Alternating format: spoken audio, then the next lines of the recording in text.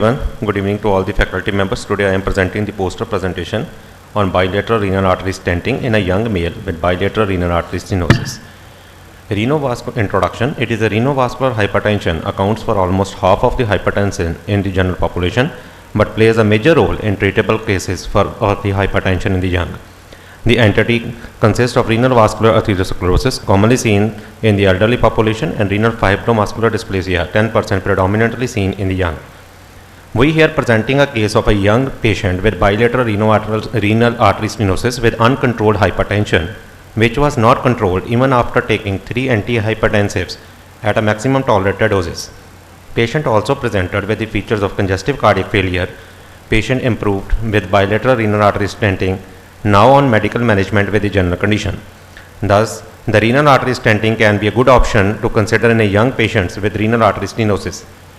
I am presenting a case report of a 22 years old female presented to us with the chief complaints of breathlessness since 1 month, which was associated with orthopnea and PND.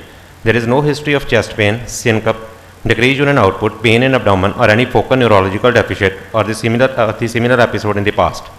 Among the past history, patient gave the history of hypertension since last 2 years, which was poorly controlled after taking 2 to 3 hypertensive medications at a maximum doses.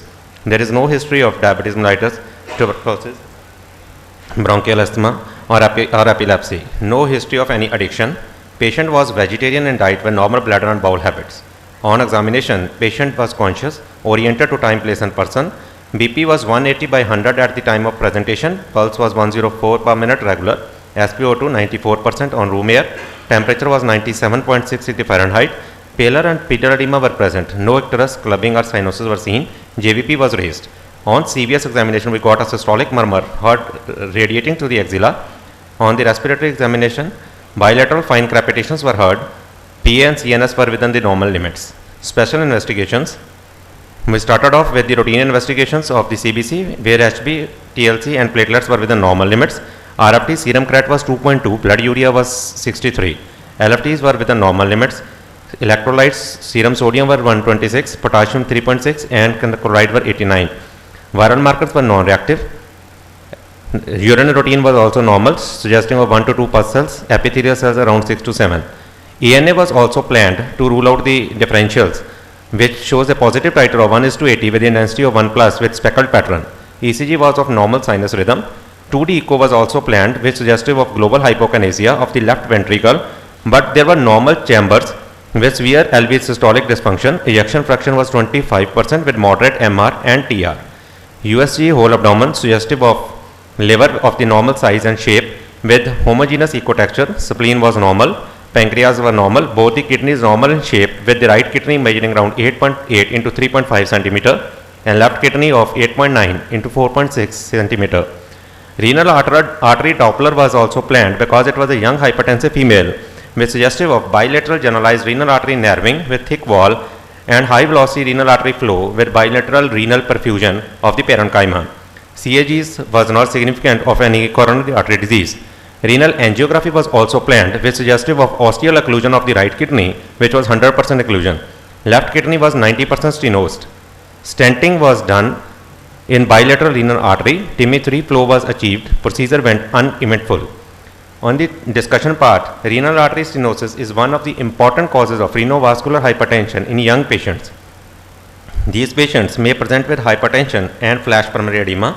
Sudden worsening of hypertension or kidney function may occur. Acute kidney injury or decreased kidney function may occur after the initiation of the antihypertensive therapy, especially with ACE inhibitors or ARBs.